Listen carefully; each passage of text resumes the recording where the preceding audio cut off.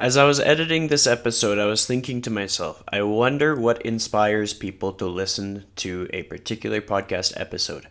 Is it the guest that they see? Is it the host? Is it something that they have that they're thinking about? Could it be an aspiring young Olympian hopeful? Could it be someone who just wants to be more fit? You never know. You never know. And on that note, I just want to say there are a lot of people that Jen Kish inspires to take better care of themselves, to go after their dreams, to stand up for what they believe in, to be loyal to their friends. There's so much to take away from this episode. I hope you enjoy. Welcome to The Lifestyle Chase, Season 2. This podcast features high performers who have found a way to live their best life while balancing their health, wellness, friends, and family. I'm your host, Chris Little. Let's get started. The Lifestyle Chase is brought to you by Yeg Fitness. Yeg Fitness is Edmonton, Alberta, Canada's healthy lifestyle community, creating and supporting active living for all. Check them out online at yegfitness.ca and on social media at Yeg Fitness. One more thing, there's a couple spots where the audio dropped out. I had to re-ask a question, so if the audio sounds kind of funny, that explains that. It's just around the 30-minute mark, so figured I'd better give you a heads up so that you saw that one coming. Okay, so welcome to the Lifestyle Chase, episode 86. I'm joined by Jen Kish. How are you doing today? I am wonderful. How are you? I'm great. This is a good morning, a good day for a podcast. What did you get up to so far today? Well, I trained some clients. I made them sweat. That's about it. I work a lot, 6 days a week, so just staying busy with life. Catching up on emails, like that is never ending. Yeah. What's the funniest thing a client has ever said to you? Oh, all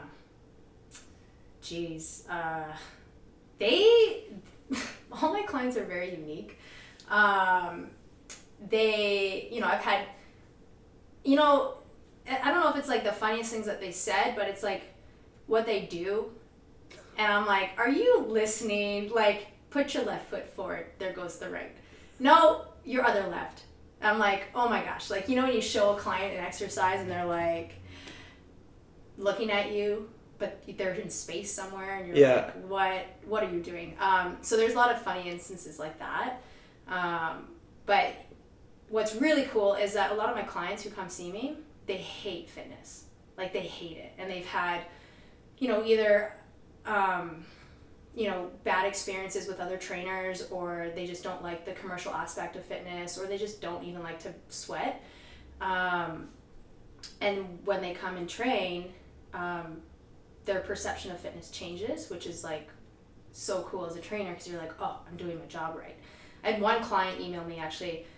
She's a lifer. I call them lifers. They just never leave. Yeah, that's awesome. So, but this one client goes, she was a referral, right? And she's like, so-and-so, referred me. Like, I'd like to start training with you. But like, I don't want to, like, am I going to sweat a lot? Like, I can't sweat a lot. I have to go to work right after. And I just wrote this email, and she's like, I was so direct. And I'm like, you're training. You're going to sweat. What are you talking about? She's like, well, I've had trainers before and I didn't sweat. And I was like, okay, no, you're sweating. That's a requirement. You're going to go to work looking like shit. So it's like, and then she's like, thanks for the candid email. I was like, yeah, see you Monday. So yeah, my clients they're wonderful. Well, I think that kind of alludes to how good you are with your communication. Like, you're unique, you are yourself, you don't really care what other people think, like, in a good way. And that's important. To be able to be yourself and be very, like, genuine is a skill that is rare. Yeah, I think it's like you have to be authentic. I think people can tell a fraud a mile away. The way I lead my life is like, you just got to be super direct and super honest, and what they do with that information is their call, right? And as a trainer, like, I'm so transparent. It's like, I do not do quick weight loss. I don't believe in it. I don't believe in diets. I believe in developing a healthy plan that you can sustain for years to come. Like I always say to my clients, I'm like, did you get fat overnight? They're like, no. Yeah, like, exactly. Okay, so you're not going to drop, like 3 pounds, 4 pounds a week. Like if you don't have a lot to lose, like my other question to clients is like, what's your goal weight? And I just ask that question, not because I care about the scale, it's just to see where they're at mentally. Well, I want to be 120 pounds. It's like, where did you get that number from? Like, did your doctor give you that number? Like, because if you look at like what doctors are saying, like if you're a certain height and you're a certain age, then you should typically normally be a certain weight. But for me, when I was playing rugby, I was like 170 pounds of like pure muscle. And so on that weight guide thing that the doctors have, I was obese. Yeah. You know what I mean? Like, and it's like, and I think that people should like not pay attention to the weight. Like you should pay attention to like body composition, right? Like you could be 120 pounds, but you'd be skinny fat. You could be. Oh yeah, yeah. Right? And there's a lot of people out there. It's like you don't, like fat comes in so many different looks, right? So I think as a trainer, like you have to be really honest with your clients. Like it's going to take this long and there's going to be roadblocks and there's going to be times where nothing's working because it's trial and error. Like I don't have, some of the training is science-based in terms of loading and etc. But also they're trying to change their lifestyle and that doesn't happen overnight. You can't just go from 0 to 100 and be like, okay, you're going to, you're going to hit all your macros, you're going to hit all your calories, you're going to work this hard in this session. It doesn't work like that. Like let's make small adjustments each and every day to get to the bigger picture. But FYI, it's going to take time. Agreed. And those are the only clients that I end up taking on are the clients that are willing to like, they're in it for a long time. Because I'm not looking for people who are like, okay, I just want to look good for this trip. I'm not interested in that. Yeah, yeah. Because like I did a crash diet and I'm telling you, it's not healthy. And it messes with your body, it messes with your mind. And it's just like you can't sustain it, right? And fitness is about longevity, like lengthening your life so you can do things when you're older and you're not like, confined to your bed or whatever it is. I completely agree. What's the most rewarding thing that has happened for you as a trainer, like with a client, like a one-on-one moment that just sticks with you?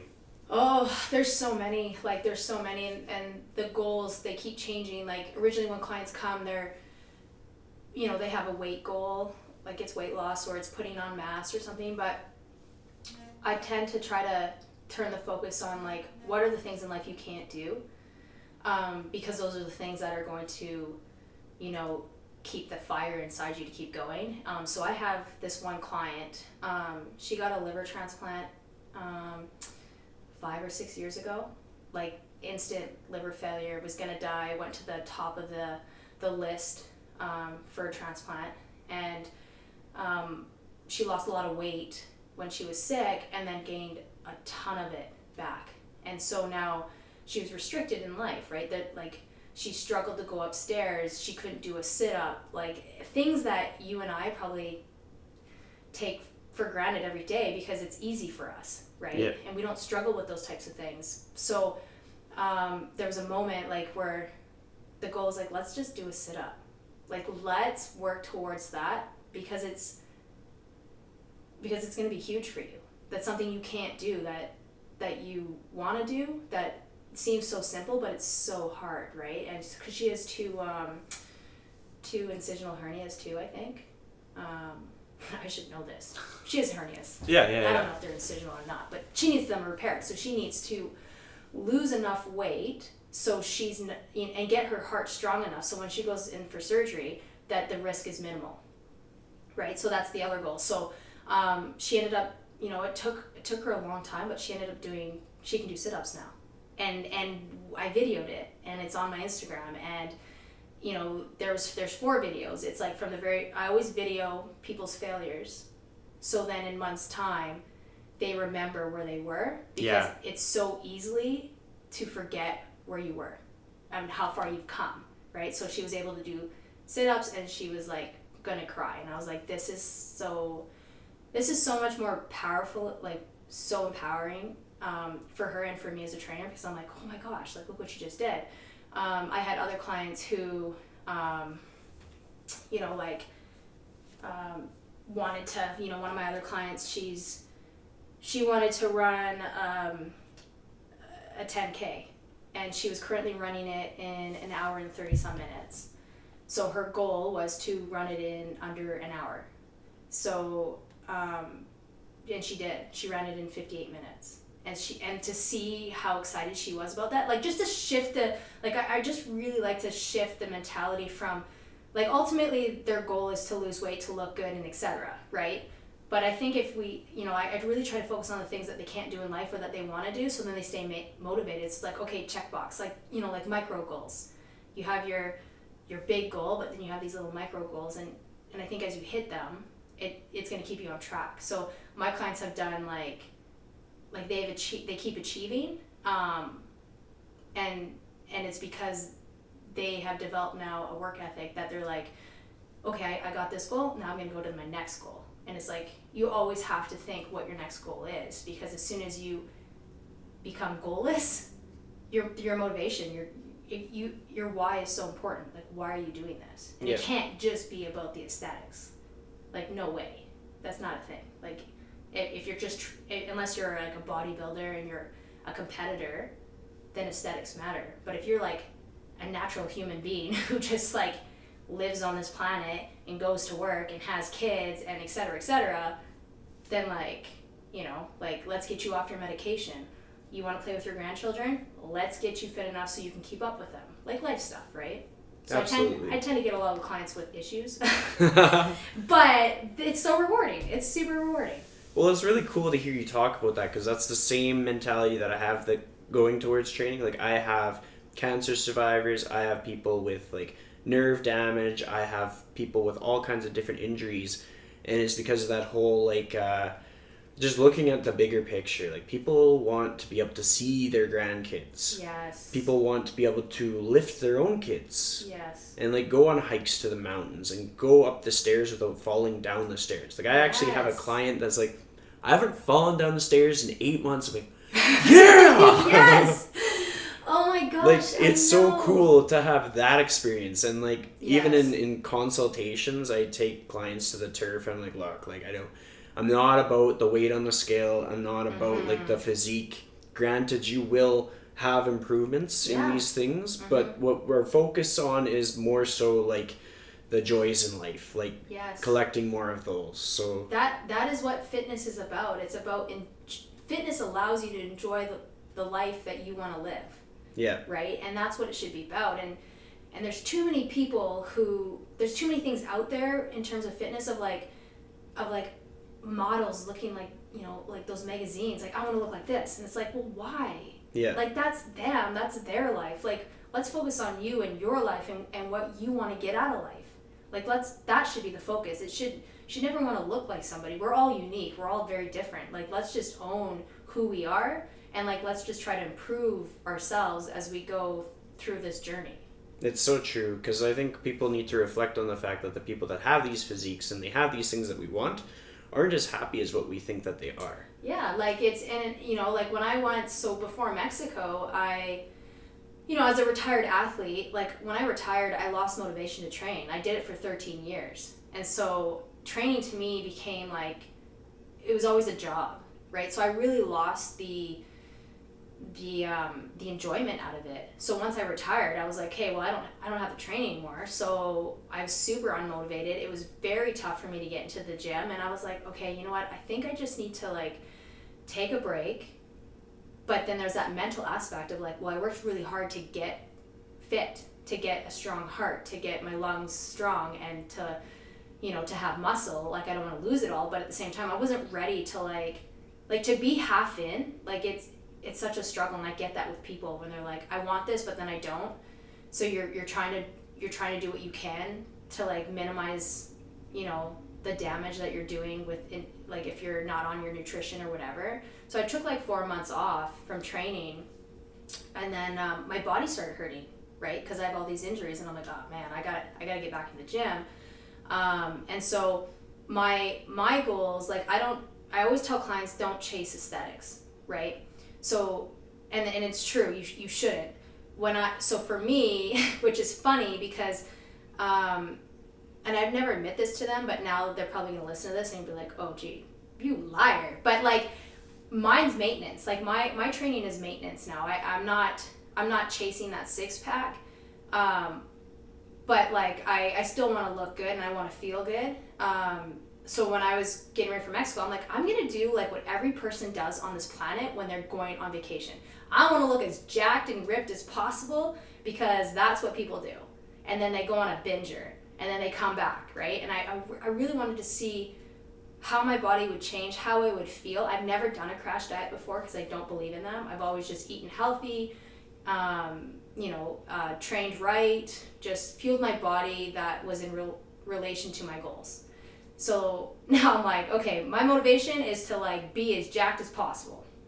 So I went on this like stage diet, right, where you do the water loading and then you deplete, and I took this photo and I was jacked. I looked so good, like, but like really, I've never looked so good in my entire life. Even when I was a rugby player, I wasn't that rugby player with like big ass quads and an 8-pack. Like I had to have fat on me because that was part of my job, and I was a good defender, and I was very physical in my position, and I needed weight behind me, right? So I wasn't training for aesthetics, like I was training for performance, and so when I was doing this diet, I was miserable. I was like, how do people do this? Like, I don't get it, because like I was tired, I was irritated, my bowels were all screwed up, like I was like, what is going on?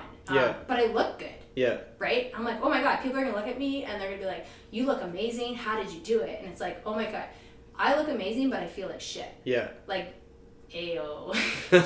So then I went to Mexico, and like, and I did the complete opposite.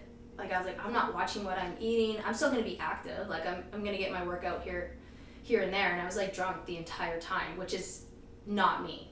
But I was like, I'm gonna Girls Gone Wild, except you keep your top on. Yeah. Do you know what I mean? It's like I'm just gonna go do this, and I'm gonna experience what it's like, what people are going through, because I really want to understand like what it takes to actually diet to look a certain way, and then what it's like to just not care. And I got home, and my body changed like within a week, and I was up 10 pounds, and I'm like, okay, well surely that's not like an accurate 10 pounds, like I probably have to go to the bathroom a lot, and I'm water retention and all this stuff. And then a week goes by, and like obviously I had less ab definition and everything, and so like a week goes by and I'm like, oh my God, my weight hasn't really moved. Maybe a pound or two, and I'm like, what is going on, right? And I'm like, why did I do this? But it was a good experience because, like I said, I got to really experience what it's like to what people put themselves through to look a certain way, like whether you're weight loss and you're doing like the smoothie diet or like just chicken noodle soup diet. Like some of the diets out there, I'm just like, this is ridiculous. You're gonna die. Like, why are you doing this, right? But people are so desperate to look a certain way, to lose weight. And so it was good for me to experience that. And then it was good to understand how when you don't care and you're not watching what you're eating, how quickly that stuff can change. So in both instances, I felt like shit. Like I was like, okay, lesson learned. I knew it wasn't going to be good, but like it was really eye-opening for me. So now I can relate when I talk to my clients, like when they're like, I've been on every diet. I'm like, I get the whole diet thing. Like I really do. Like I get it. So now let's put you on something that you can sustain, that you don't feel like you're depriving yourself. And so, yeah, it was an experience. Well, I think it's so important to have that happen because in a lot of instances, like when somebody's passionate about something, it stems from like their own personal life experience. Yeah, the human experience. And so like you talk about how you want it to be like a wholesome experience for a person to be able to be happy, genuinely happy throughout their whole fitness journey.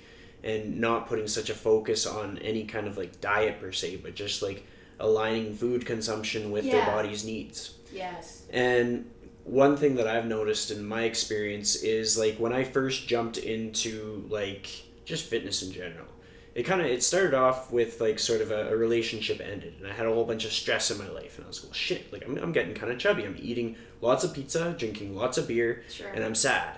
Yeah. And so it was like, I remember I had gone to a few spin classes reluctantly because I was like, I don't fit in here. This is not my space, not my jam, which is really ironic. But it's just like, that's how I felt when I first went into it. Yeah. And I knew that it was tough, and I knew how much I sweated, and I knew how much of a challenge it was. Mm-hmm. So I pushed myself into it.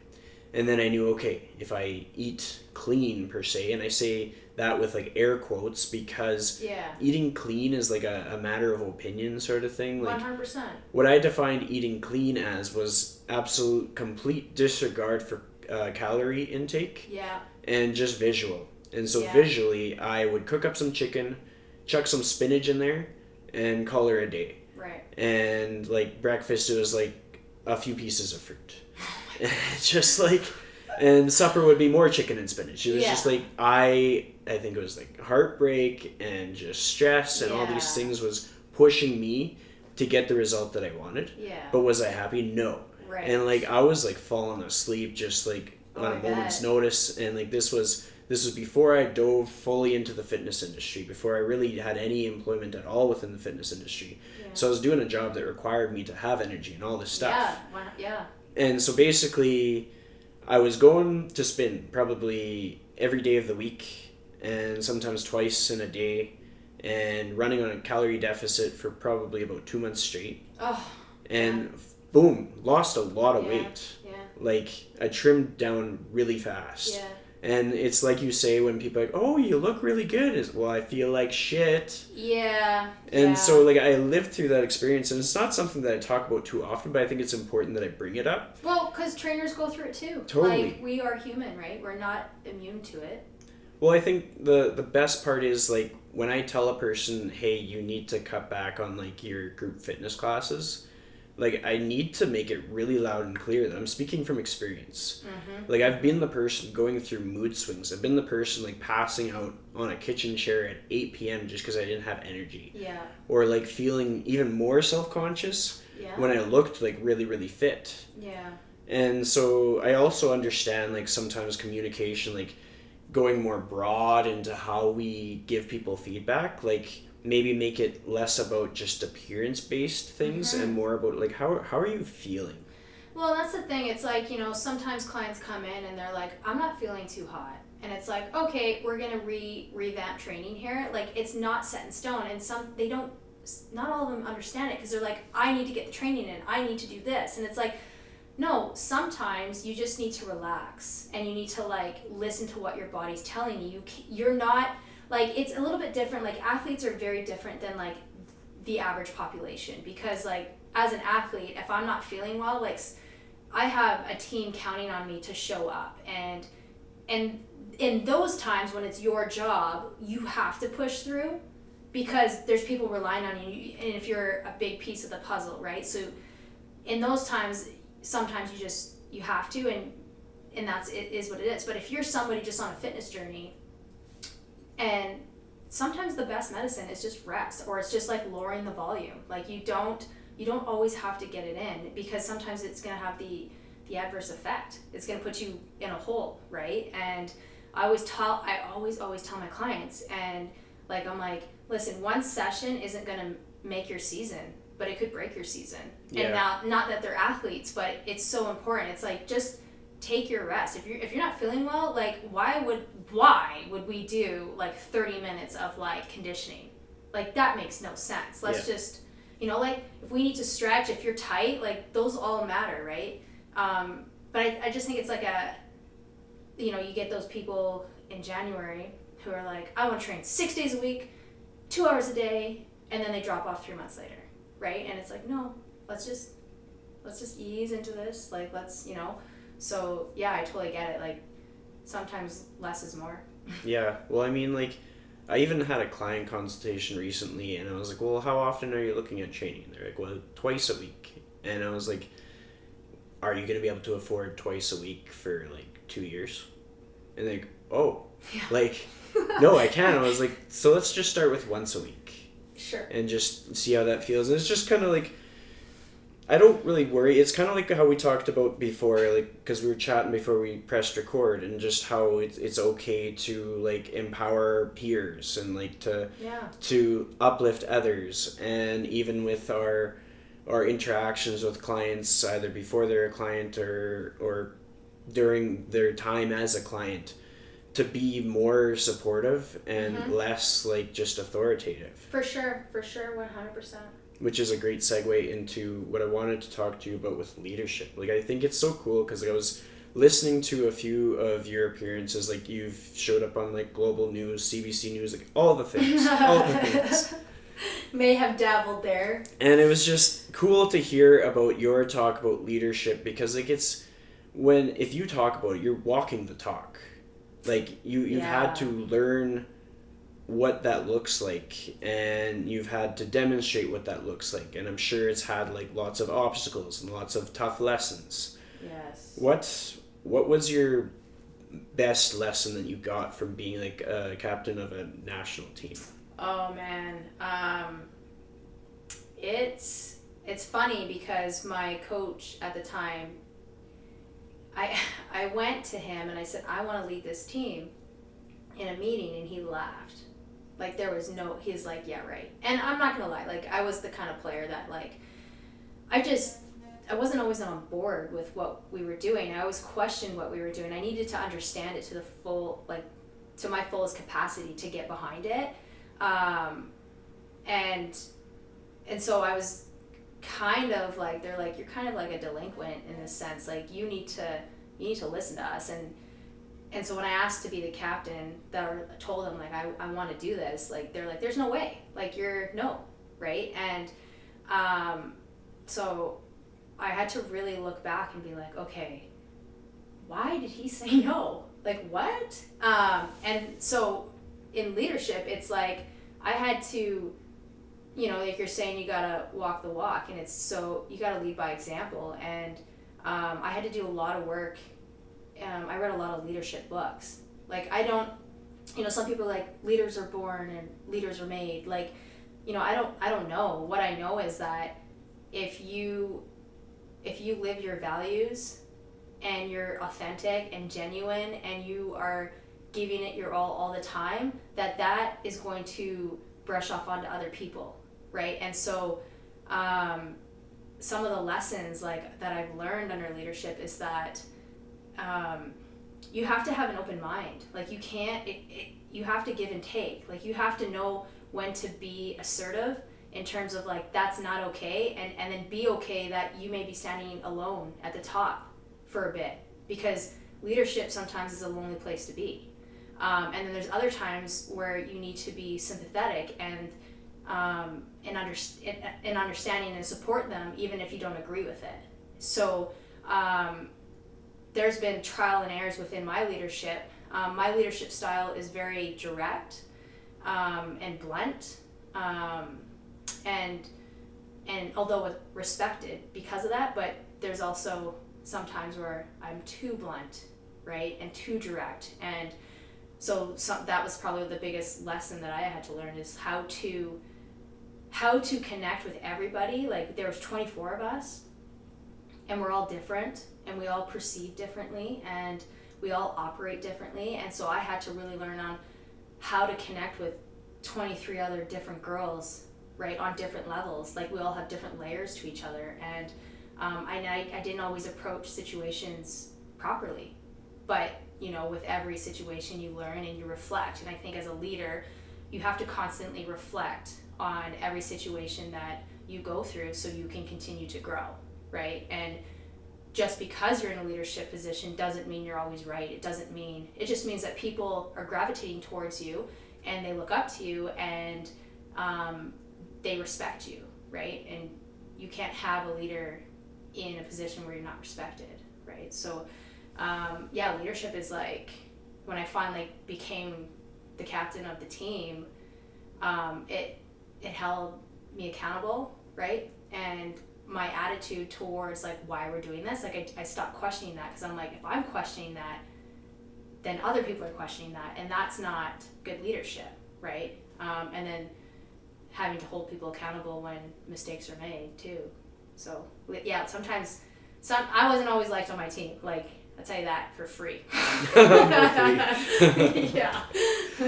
Well, I mean, it's cool that you talked about it in that way, because I was thinking like, what's the difference between one leader and another leader? And one leader, they feel that they can do no wrong, that they are an expert at their craft, and another leader is in a beginner's mindset of they can learn something from everyone, and like they don't own that title. That is just what happened as a result of people, like, your vibe attracts your tribe. They got a big tribe because they put out a good vibe. Sure, yeah.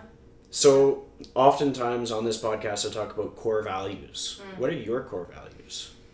Yeah, like it's just being genuine, to being authentic, being honest, being loyal. Like, I think all those things are so important in life, whether it's, the trainer-client relationship, or your relationship with your partner, or whatever it is. Like, if you lead your life with those values, I think you're not going to be left with like, regret or making poor decisions. Like, I'm very transparent, and I think by being that way, like, I know people know what they're getting with me, right? There's no surprise. It's like, you either like me or you don't. Yeah. Like, that's just how it is. Like, and that's how I make it. And it's not like, oh, I don't know, like, maybe I kind of like Jen Kish, but I kind of like don't. Like, it's not like that. It's like, I don't like her, or I do like her, and that's okay. Like, because this is what I'm putting out, and if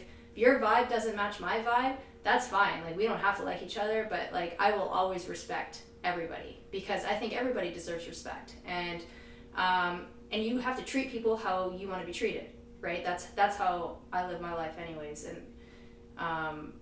And like the fitness community, I think as it continues to grow, trainers are continuing to grow, and they are also being very transparent, knowing like, yeah, these diets aren't working. Like, no, like, we all have to make a living, right? And back in the day, like when I worked at a commercial gym, it was all about selling. So you're selling an idea to clients or to people who like don't know a thing about training. And it's like, you need this, and this is the, like, you're building this grand scheme of like this idea, but like, how authentic is it? Yeah. Like, you're just like a salesman, like a car salesman. It's like, this car goes da da da da. I hate that. It's right? The worst. And it's like, but like when clients would sit down with me, I'm like I would always get in shit, because they'd be like, Kish, you need to sell 72 sessions. I'm like, because it's a business. I'm like, no, this client only needs 24. That's it.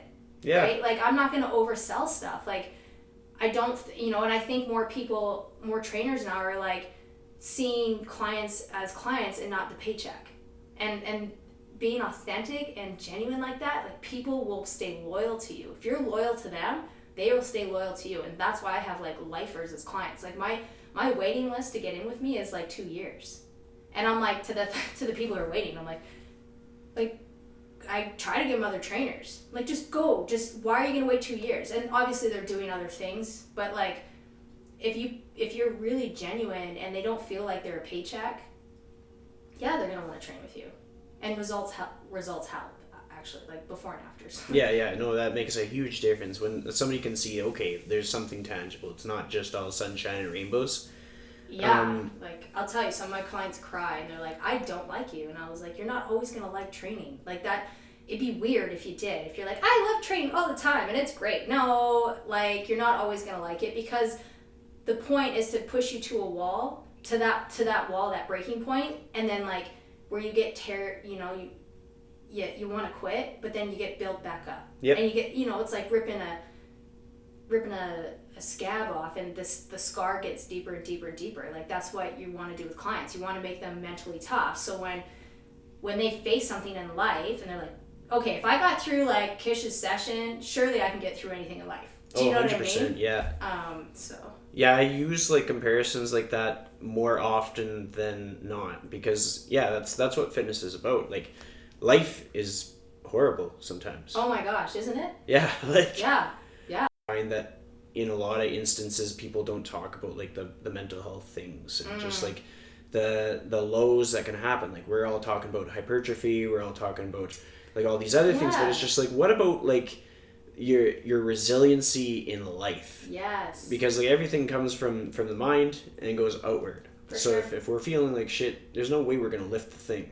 Right. So why are we talking about lifting the thing if we feel like shit? Absolutely. When it comes to like having a bad day, what is your strategy? What do you do to get out of that dark, bad mood?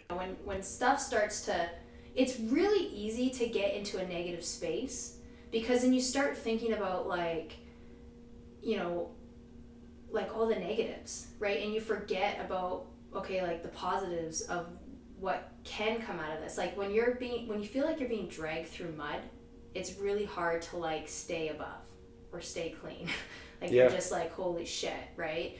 And like the mental, like when I'm having bad days, I have to remember that like I just try to think about like the things that I'm grateful for, and focus on the positives in life.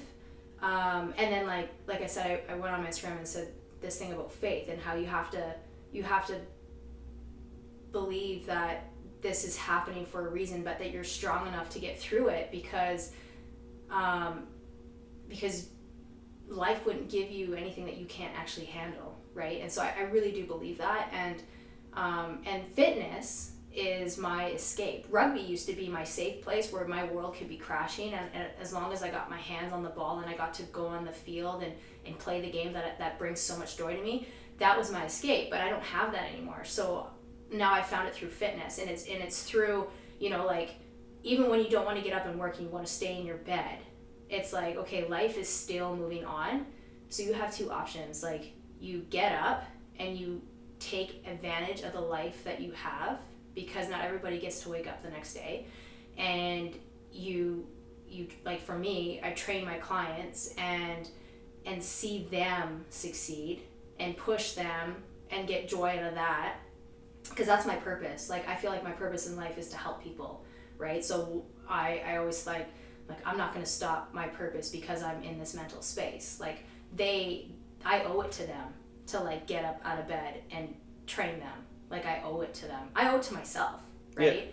Yeah. And but it's so easy at the same time to just give up and just be like, what's the point, right? When people are going for their goals and they fall short of their goals, then you're faced with two options. It's like, okay, I quit, or I'm going to keep going. I got to find a way to get over this hump, right? And that's what I was kind of referring to with like the mental toughness, with building clients up, not only physically but like mentally. So then when they do hit those roadblocks in fitness or in life, that they're like, yeah, I got this. So it's, I mean, like, what do you do? What do I do? Yeah, what do you do when you get in that, and that's, the interview. No, I like changed. that. It's I changed. Like it. Yeah. It changed the game. But I want to know. I'm curious, right? Because everybody deals differently. My mental toughness toolbox is like, the last year or so, I think I've probably this is episode 86, so that's like, I've definitely talked to 86 different people. That's even accounting for the episodes where it was just me talking, because sometimes I would have two people on there. And every single time it's like, as real as I get, like, what you see is what you get, and then it's the same thing with the guests that I have. And then I learned to really understand what it's like to be in these other people's shoes. And it's made me better at like communicating and connecting with people.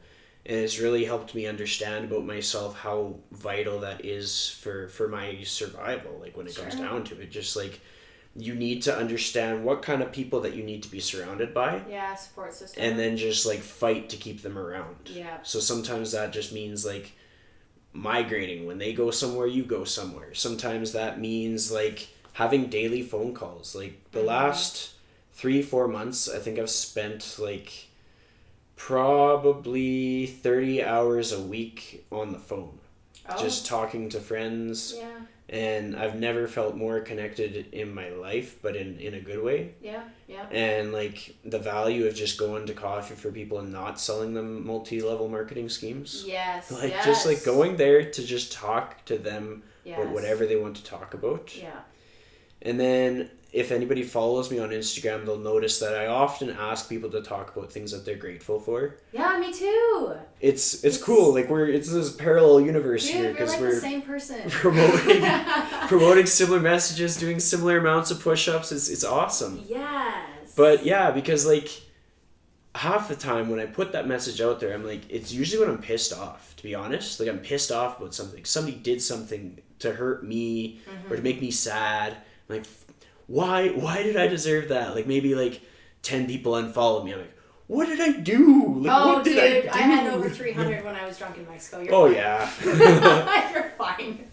But like yeah. then I realized like when life throws shit at us or treats us in a way where we're like, why me? Yes. What we get to do is make it better. Yes. 100%. So then I dig through my followers that want to chime in and I figure out what they're grateful for.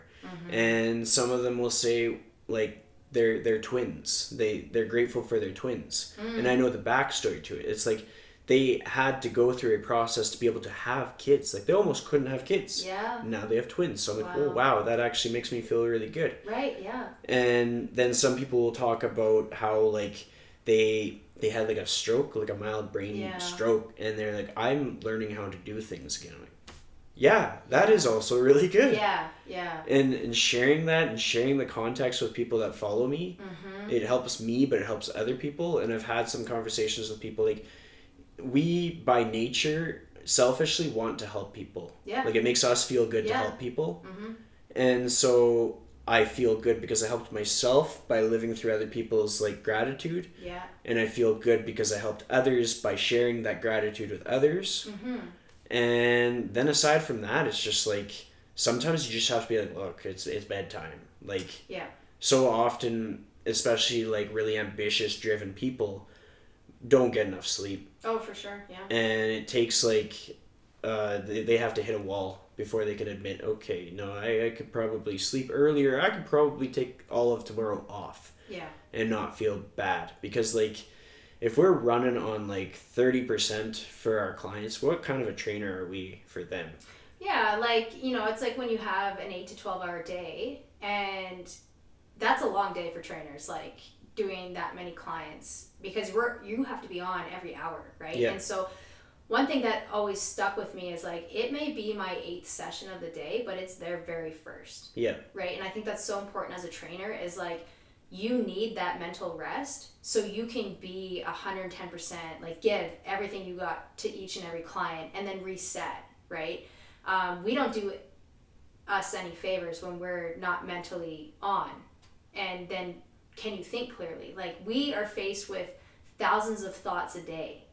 I try to minimize those thoughts a day by meal prepping so I don't have to think about what I'm going to eat. Yeah. You know, picking up my clothes the night before. Stuff like that, and that frees up my mind to like, and my energy to like give to my clients. And I think that's, you're totally like on the button with the mental, like how important it is to get that you know, the clarity. to have clarity and to rest your mind. Yeah. For sure. Well, I mean, like, there's one time I was doing like a 5 p.m. client session, and then Andrew Coates was across the gym, and he's looking at me, and he's like, "Dude, why are you crushing a coffee?" And I didn't say much about it at the time, but like, looking back, if my client wants to train with me at like 6 p.m. and I had a 6 a.m. session in the same day, well, it's not their fault that I had a 6 a.m. session that day. So they don't need to deal with sleepy Chris. They're gonna get like jacked up Chris. Yeah, like and that's the trade that we're in, is we need to be our very, very best self. Yes. And yeah, sometimes that means like hippy dippy journaling stuff. Sometimes that means like gratitude stuff. Like I've heard from many people that just writing out your thoughts at the end of the day can help just like unload. Yeah, like, and you know, like I went on, so recently I did a jersey giveaway, I was at home and I'm going through some stuff and I came across like 40 some of my jerseys. I've already given away like maybe 50 like in my playing career. So I'm like, oh my gosh, I have all these jerseys. What am I going to do with these? Like, they don't, they're just sitting in a drawer. So I went on my Instagram and I was like, okay, I'm doing this giveaway. Like, maybe, like, as a trainer, as a person, like, I always want to connect to people. I always want to inspire people. I want them to chase their dreams. I lived my dream in becoming, an Olympic medalist. So I want other people to like that feeling of like accomplishing a childhood dream was like nothing I've ever experienced in my entire life. And I want that feeling for other people, whether that's, like they want to lose whatever it is or climb a mountain or whatever their goal is. I want them to do it. And so I did this jersey giveaway, and the 3 jerseys that I gave away are the jerseys that I started my career in, because I think it's so important to know that like you have to start somewhere, and success takes time. Yeah. Right. So you just got to be patient, and you got to just keep moving forward, and every roadblock that you hit, because there's going to be many of them, that you can get past it. Right. You're always going to find a solution if you really want to get there to the end at the end of the day. And some of the comments, like people had to, I'm like, why do you want the jersey? And there was like, oh my God, like close to 400 comments. And so I'm reading through every single one, and some of the, like, people were building, like, I'm like, tag a friend and tell me why you want the jersey. And like some people were tagging people and like, this person inspires me. And it was just like such a loving community of just love. Like, I'm like, oh my gosh, like everybody's just like all the feels, Yeah. Like we're all connecting, and it's through the internet. And that's why I love the internet. That's why I love social media, because people can be thankful for each other, and like everybody's coming from a different direction or going in a different direction, and but yet we all come together and we're like thankful for each other. And so I was like, these comments, I'm like, okay, you know what, guys, every month I'm giving a jersey away. Like, I have so many of them, like, let's just keep building each other up. And so it was really nice to see people tag their friend and be like, you helped change my life. Like, yeah. Oh my gosh.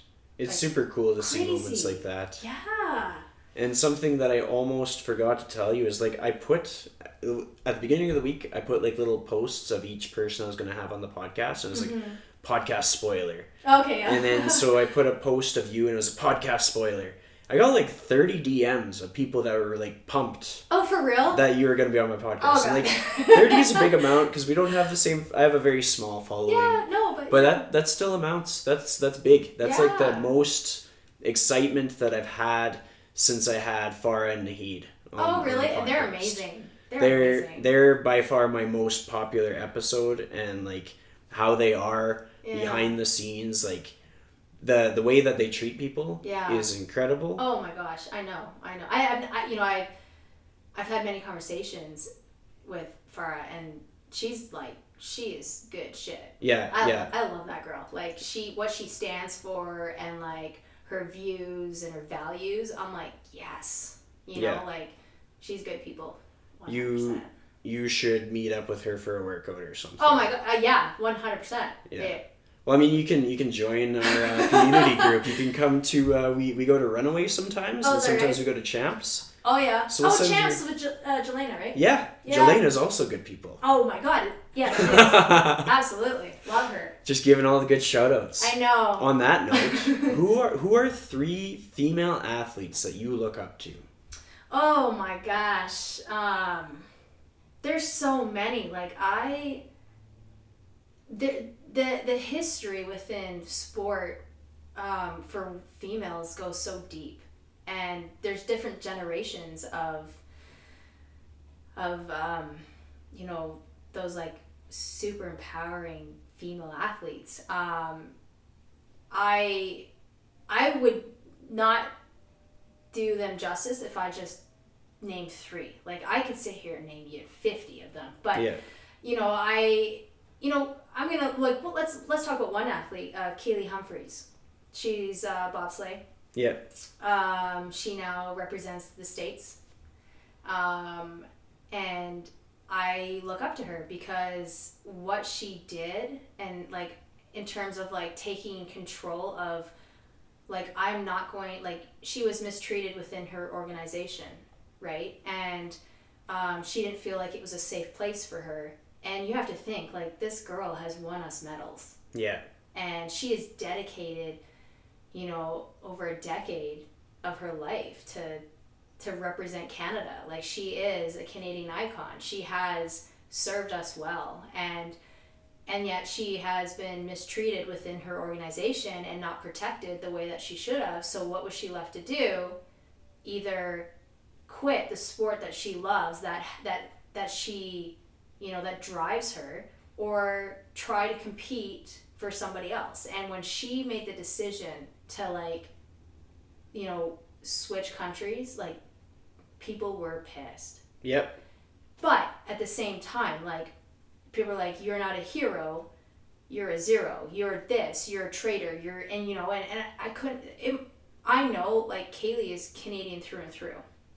And I know that when, it's hard, like, when you're getting bad comments to you, like, even though you're so strong, like, it's still gonna affect you. Yep. Like, it's like, oh my God, like, I'm just doing what's best for me, and how can you, you know, sit there and say all these bad things about me when I'm just doing what's best for me? Like, you know, fans not a lot of fans understood it, or they're just like, I would just quit. And it's like, well, you know, this is a question to, like, people in general. Like, if you go to work and you're getting abused mentally or whatever it is, or you don't feel like it's a safe place, would your supporters expect you to stay?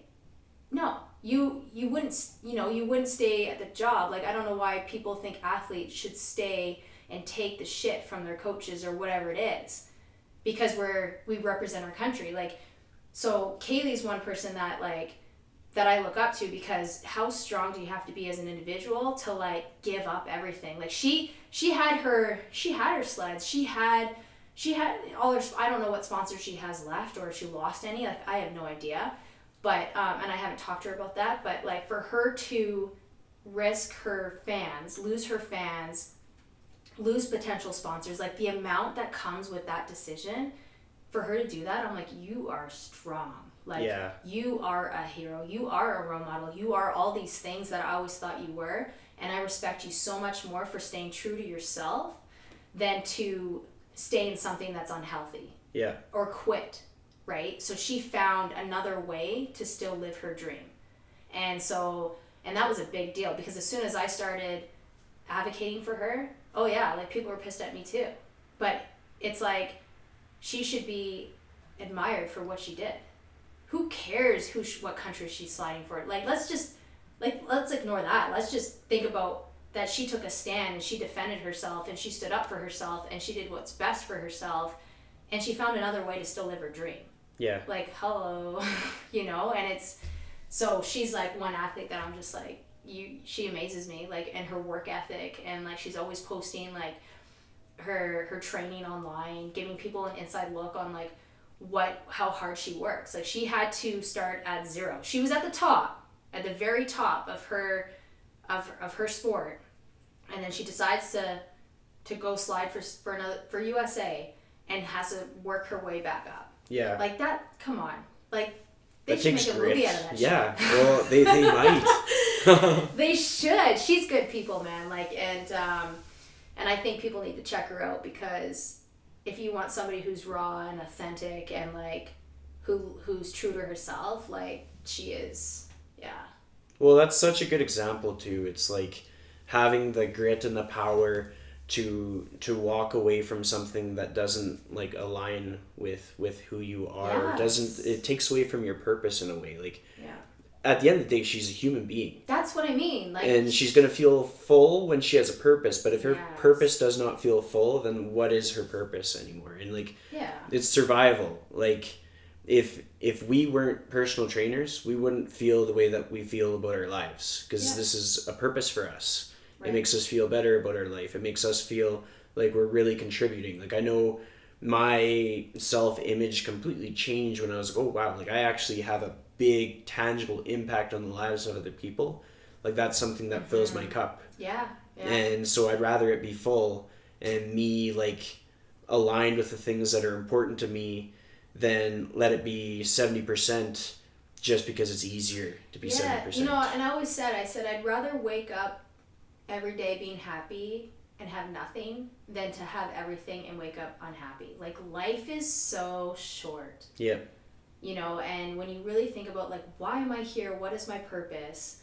Because I think everybody has a purpose in life, and some people don't know what their purpose is, and so sometimes they get lost and whatever. But what, like, why are we here, right? And that should always be, like, the focus of, like, staying on top of, like, feeling happy. Like, items and you know, like, things change, but the only thing that doesn't really change is, like, how we operate daily in terms of, like, how we feel inside, right? And like, chase, like, just keep living your purpose, whatever that is. It's just, we just have really cool jobs, so it's like we get to impact people in ways that other people might not get to impact people. It's so cool. We get to see them, like, people fail. We get to see people succeed. We get to be part of their journey. It's so cool. Like, I love my job. I genuinely love my job. And anybody who is a trainer and they hate going to work, I'm like, then you shouldn't be in this profession. Exactly. You should not be in this profession at all. Yeah.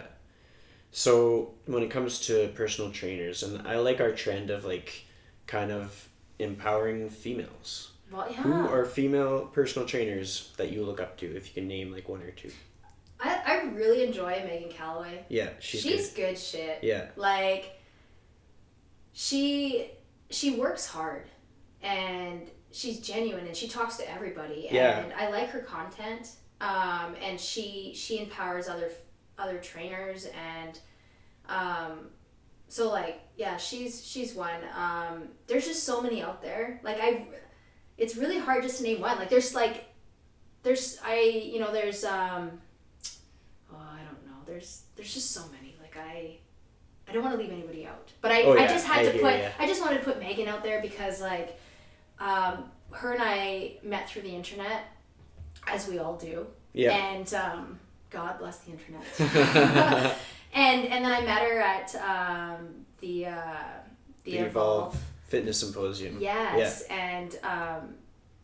And she's just so genuine, and she's so excited about what she does, and her content's good, and she's open to feedback. And, you know, when she was coming out with her landmine program, she's like, Kish, can you look at this and, like, let me know what you think? And I was just like, wow, like, that's pretty good, dude. Like, that's amazing. Good for you. And so she, you know, for her to, like, and it's a, you know, she has to be vulnerable when she does that. Like, check out my shit. And, like, it's scary because I'm like, what if I'm like, nah, that's nope. Right? Then she's like, oh my gosh, I spent so much time on this. But no, it wasn't like that. It was amazing. Like, so she's good. And I mean, as a male trainer, like Andrew Coates. I love that guy. I've known him for a long time. We started together at Commercial Gym, and he's about the people too. Yeah. Like, he's about his clients. He, you know, like, you know, he's always working and trying to give the best information that he possibly can to the population. He's been doing a really genuine push to actually empower others. Like, it's not fake or anything. It's like the most heartfelt ability or just effort to, like, showcasing people that are on the big stage, small stage. Mm-hmm. When he puts out information, he'll tag people, and, like, on, like, an analytical standpoint, like, sure, you tag people and then maybe more people see it, but at the same time, if you're putting out quality information, which he does, like, I've seen him work hard on his articles. Like, he puts hours into any content that he puts out and takes great pride in it. Mm-hmm. If you're putting out this stuff that pretty much gives a toolkit to other people to be better, you're impacting more people on a larger scale, which is, like, the attitude that, well, we embrace it. We like that attitude, like, just making other people better for the sake of why we're in this industry. We just want people to be happy, and as many people as possible, and that's going to involve, like, pumping other people's tires. Yeah, I think it's so important for, you know, whether you're in a position of power or you're not, like, it's so important for us to empower each other, to lift each other up. The world can always be kinder. and we can each do our part, right? And it's, you know, especially in fitness, like fitness always needs to be a safe place for people. There should never be any judgment. We've all had to start somewhere. Some people are starting, you know, at a lower level than others, but we, at the end of the day, we all experience failure. We all experience what it's like to sweat, to feel that burn. Like, we all feel the same thing. So it's like, let's, you know, maybe someone's technique, you know, when you go to a gym and someone's doing something and you're like, why is that guy doing that? Like, he's bro lifting or ego lifting right now. Like, but it's like, hey man, if that makes him feel good, why does it affect me? Like, if he's not my client, like, sure, like, sometimes I'm like, okay, he might get injured, but like, I'm like, that's good for him. Like, if he wants to go and ego lift or bro lift, like, good. If that makes you happy, do it, right? Or exactly. I'm not gonna, who am I to judge somebody? Like, at the end of the day, I just want to make sure someone feels good and like, and keeps on their fitness journey. And I think that's what, you know, like, empowering people in every which way you can is like so important. Well, I think on like the topic of like the judgment and stuff. So like my backstory with Dean Guido, another good person. Yes, yeah, I met him too. He's great. I met him through the internet initially. As me too. But it was just like, I was doing these posts and like this Guido Power was liking all my posts. I'm like, who's this Guido Power? And then I'm like looking, I'm like, that guy's jacked. Like, holy crap. Yeah. And then this was like, I was in the midst of getting certifications. Like, I did some of the NATE courses, I did CanFit, and I was just like trying to get my start. And this was, I used to be an instructor at True Ride as a spin instructor. Okay. And there was one time I was just like hyping up those classes so much, and he was like, dude, if I went to anybody's spin class, I'd go to yours because you hustle. Oh, and it was just like, we kind of grew this bond. And like throughout my entire time, like trying to get a job, like a first trainer job, he was like someone that I could always lean on. Like, he would hear all of my events. That's all of amazing. them. And then finally, like, he put in a really good word for like my first gym job. And he was there when I was doing like the practical certification. And I got my first gym job. The terms were basically I was doing like a practical for a few months. And so I just have to hustle and kind of show that I knew what I was talking about. And granted, like, everybody starting out, they're gonna look like a goof. Like, I looked very silly. I was like spotting like with my hands next to the bar the whole time and just looked like an idiot. But he never called me an idiot for it. Like, he had every opportunity in the world to be like, dude, what are you doing? No, he would just like, what he would do is, he's the entire friendship that I've had with him, he always puts resources in front of me. And like, I've experienced incredible growth as a personal trainer and as a human because I've surrounded myself by people like Dean Guido and Andrew Coates. And because of that, then I get to meet people like you. And it just keeps like spider webbing out. Like, there's so many of us, like so many trainers out there, and like, we are constantly trying to connect with each other because, you know, fitness can be attacked in so many different ways. We all have different ways that we go about training, but we all want the same results. Right? And if one trainer decides to go about weight loss different than I do, I'm going to learn from them because I'm like, okay, this is cool. Like, I'm not always going to be stuck in my ways. I like to do things my way because I know it works, but I'm also open to learning and to like seeing your methods, and like, I want to pick your brain. And I think, you know, like, the internet allows us to be like, hey dude, like, what you're doing is so cool. Can I ask, like, you know, and you get to pick their brain a bit, and they're open to being like, yeah, this is how I do things. And that's how you're going to keep growing as trainers. Like, we can take as many courses as possible, like, fine. And we're learning the mechanics of a lift, but like, in terms of how, you know, like, through trainers, you can learn how to connect with people, or like, trainers work with different client bases, or client retention, or, you know, or maybe you want to learn Olympic lifting or whatever it is. Like, there's every person who is in the fitness industry, we have something to learn from. And I think, you know, the internet is what helps us connect. Like, thank God for the internet. Like, I used to hate the internet, Yeah. but like I really do like it. Yeah. Like it serves its purpose because Well, you can connect with people all around the world.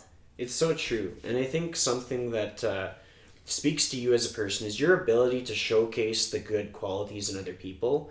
It shows what you see in yourself, which is a good thing. So people that can highlight good qualities in others are able to highlight the good qualities that they have, which is great. Like, you want to have people that can think kindly to themselves. And it's not to say that they're not going to have their dark days. Everybody. For sure. Everybody that we ever look up to, everybody that's putting out the most positive stuff out there, every strong person has dark days. They have mental health battles. They get self-conscious in some way, shape, or form. They got picked on. They got mistreated. Everybody. Yeah. Oh, absolutely. But to see someone be equipped and strong enough to empower others speaks to their like caliber and quality as a person, which is great. Like, that's the kind of people that I want to be surrounded by. Yeah. And it's like, like your vibe attracts your tribe. I think that's like the third time I said that corny line, but it's I love that. It's so true. That's so good. You should put that on a t-shirt. I just might. I'll get this is my next tattoo. Well, I think one of my favorite phrases, and I was getting so sick of seeing like there was this big surge of like online trainers, and it's not to say that online training is bad, but it's just when you're not selling something with integrity, yes, and you're going to be damaging to people's lives, and you're just going to take their direct payments and just call it a day, well, then that's not good. Yeah, I honestly, so I do online training, but there's a process for people who, I don't take on every client.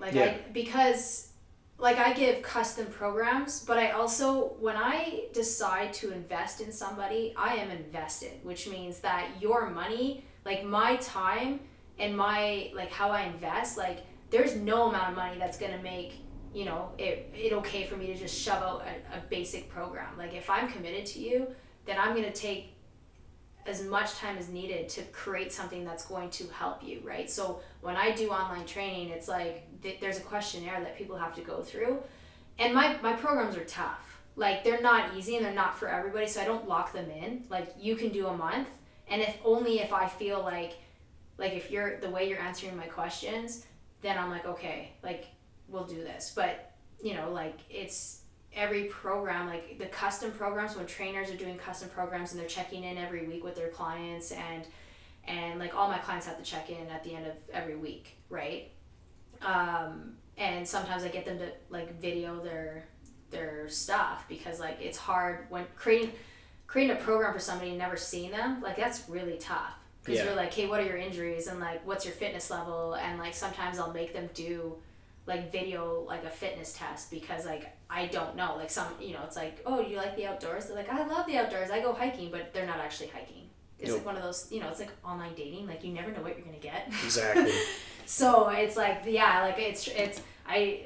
for me, like I try to weed out the people who are looking just for a basic program, because I'm not about that. Like, I'm about results. I'm about like, that's as business as I get, is like, okay, if you're committing to this and I'm spending time doing this, and looking up every aspect, I'm just going to write a basic program. I'm going to do it to 110% of my ability, and I expect you to complete it to 110% of your ability. And it doesn't mean you have to train 6 days a week. Like, I need to know what your lifestyle is, right? So if you're like, I can only commit to 2 days a week, cool. I'll create a program that like will help you still get your goal that you're training 2 days a week, right? It's not a mandatory, you have to do this and this and this.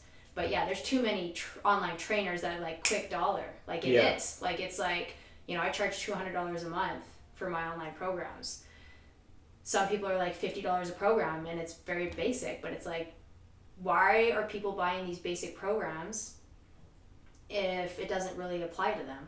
Like, you're not going to get results. Like, you might get you might get some, but you're not going to get, are they going to be in relation to your goal? Like, probably not, right? Like, if you want to put on muscle mass and say you have weak glutes, but then you're on a fucking sorry. Okay, we swear here. It's okay. Okay, we swear here. Okay, that was my first F-bomb. I was doing pretty good. Yeah.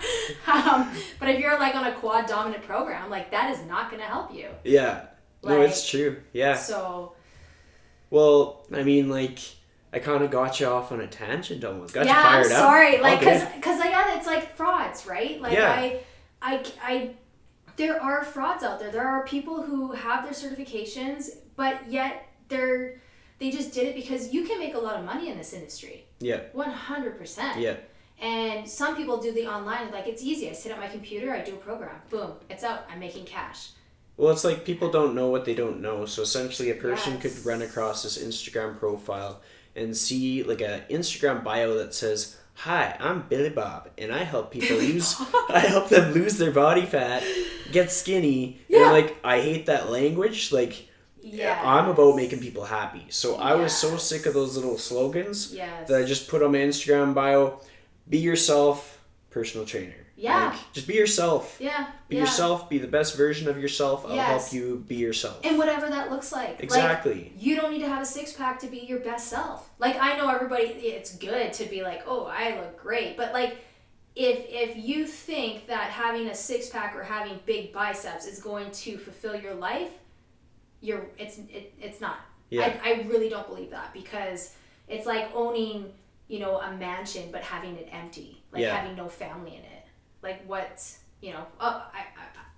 I guess I won't speak for everybody, because there are people out there that are like, I'd rather live by myself and have all these things. But, like, the majority of people want to feel connected, and they want the support, and they want this and that, right? So it's just like, live your best life, like, whatever that looks like, and it's not wrong. Yep. Like, just live it healthy and be active, and then have life goals that aren't always about the aesthetics, and you're going to stay on your path that way. And right? like the more we promote that message, the more people know that when they see an online coach and they're like, yeah, I'm gonna just give you your macros and I'm gonna give you this program and it's $4,000 a month. Oh, And yeah. it's like, because people will pay thousands of dollars for like life coaching, for online stuff. It's crazy. Or like or the diets, like the Bernstein. Like, I have had clients on that, and the caloric intake that they're on is low. Oh. It's low, and they get these injections of B12, and I'm like, okay, and they're like, I'm losing weight, and I said, okay, I'm like, you can choose, like, I'm like, can you just do it my way for like 6 months? Do it my way. If it doesn't work, you can go back to what you're doing. But know this, you've been on the Bernstein, chances are it's going to take a couple months for your body to get back to being regular, because you're such in a big caloric deficit. Like, some of my clients were on like 900 calories. Oh. Like, it was, I'm like, I don't know how you're alive. Yeah. But it was that big, and sure, they were losing weight, but I'm like, okay, muscle and fat, and that's that misconception. Muscle weighs more than fat. I'm like, yeah, no. Muscle and fat weigh the same. So how do you know? Like, that scale is moving. How do you even know if it's fat you're actually losing? Like, you're probably getting fatter, but the scale is saying you're getting smaller, right? And I'm like, just do it my way for 6 months, and then you can decide. Yeah. And so at the end of the day, they end up getting off this. They're not paying thousands of dollars to do the Bernstein. They're like, oh my gosh, I can't even believe I did that. Like, I can't even believe it. Like, I'm like, yeah, I don't know how you were living, because like, we need you, the more you eat, the more you lose in terms of building that up. You still need a caloric deficit to lose weight. Like, don't get me wrong. But like, if she was on 900, like, I'm not going to be like, oh, you need 2,000 calories. Like, no. Yeah. But it's like, okay, we're going to raise that by like 200 to 300 calories. You're going to sit there for a while. We're going to adjust your macros, and we're going to, because I think some people are like, macros aren't important, but to me, they're like extremely important. I don't know what your view is on macros, but they're important to me, because it's like, it depends, it's in relation to your goal. So if you're an athlete, like, and you're consuming a lot of carbohydrates, that's going to be good. But if you're not consuming enough carbohydrates, your chances are you're not having the fuel to operate, right? Because you're burning so much energy. And like, when I was an athlete, like, a lot of my diet was carbohydrates, but I had to make sure that I was getting enough in, right? And I couldn't guess at that, because it's like looking at a piece of chicken. It's like, you have 2 pieces of chicken, and you're like, hey, 8 ounces, and it's like, well, what what does that look like? And Yeah. then they're different weights, and they Yeah. have different amount of protein in it, like grams, right? So it's like if you know, if you want to put on muscle, but a lot of your intake is coming from carbs, chances are it's, you know, you're not fueling your muscles properly because you don't have the amount of protein that you need. So macros to me are important in that aspect in relation to your goals. Now, if you're maintenance, then it's like whatever, just eat healthy. Yep. Just whatever. But if you have a specific goal, like I really do think that macros will help you get there faster if you pay attention to how you're fueling your body, and you don't always have to go right down to the gram either. It's just learning proportions and learning like what your body needs, right? Well, I found a lot of success in just like teaching people about the quantity of protein that our bodies require. Yeah. Yeah. Like, a lot of people just don't know how much people undereat on protein. Oh, how many people are under eating in general? Oh, yeah. Like, they're like, I eat 2,000 calories. I'm like, okay, do a diary. They gave me their diary. I was like, dude, you are not even close to 2,000. What are you talking about? Yeah. You're at 1,100. Yeah. They're like, what? And I'm like, and furthermore, like, holy, you have no protein. Like, oh my gosh, right? Like, that was the most shocking thing to me in the fitness industry with clients, is that a lot of them are under eating, which is bizarre because they're overweight. But it's like they're under eating. It's like that zigzag diet. Like, on non-training days, your caloric intake is lower, but on training days it's higher, right? But it's like they're under eating and then they go and binge. And it's the binging that really gets people, you know, the weight gain, I guess you could say. Well, and then you're in starvation mode too, which is a whole other Well, I issue. mean, just the satiety factor in protein alone, let alone the fact that it improves your immune system, helps you build and sustain the muscle mass that helps you burn more calories. Yeah. So it's just all around good times. But this is ending up being a very long podcast. Oh my gosh, I bet you people have tuned out. We should cut this shit. I gotta get to the last question. Oh, okay, what so is it? The last question is, if you could give one piece of advice to someone on how to live their life to the fullest in the most authentic way, what would that piece of advice be? Chris, that is so deep. Okay, well, I think and this has been my message the entire time, is just like, be your authentic self. Like, live true to you in whatever that looks like, because at the end of the day, you got to look at yourself in the mirror, and you got to be okay with what you see, and you got to be okay with the decisions you make, right? And with the decisions part is like, never make a decision emotionally. Really, you know, if you really have to think things through, right? So I think that when you make decisions with your mind opposed to with your emotion, chances are you're not going to make a decision that you're going to regret, right? So be authentic. Be emotionless. No, I'm just joking. Just make decisions with your mind, and then you know, keep moving forward. Like, just keep striving to get to where you're going. Like, don't, you know, I always said when I was captaining, people would bring me problems. Like, don't bring me a problem, bring me a solution. Let's be proactive, right? So that's pretty much, is like, if you're your authentic self and you're okay looking at in the mirror every day, like, I love me, and be kind to yourself, right? I love me. I take these selfies all the time, and I'm like, selfie Monday, selfie Tuesday, selfie every day, like, Yeah. because why not? Like, and people are like, you're so vain. I'm like, I don't care. Like, I don't know if it is. Like, I'm applauding myself for loving myself. And that you should do always, because at the end of the day, like, you take all the people away from you, and if you're left with you and you don't love yourself, like, where does that leave you, right? So be your authentic self. That's awesome. Great episode. Thanks for coming on. Yeah, thanks for having me. I hope that you really enjoyed this episode. It was really fun recording it, because we kind of discovered how much common ground we have, that we really value just like being ourselves. At the end of the day, just be yourself. Be the very best version of yourself. Stand up for what you believe in, and just be a good person. Thanks for supporting the Lifestyle Chase.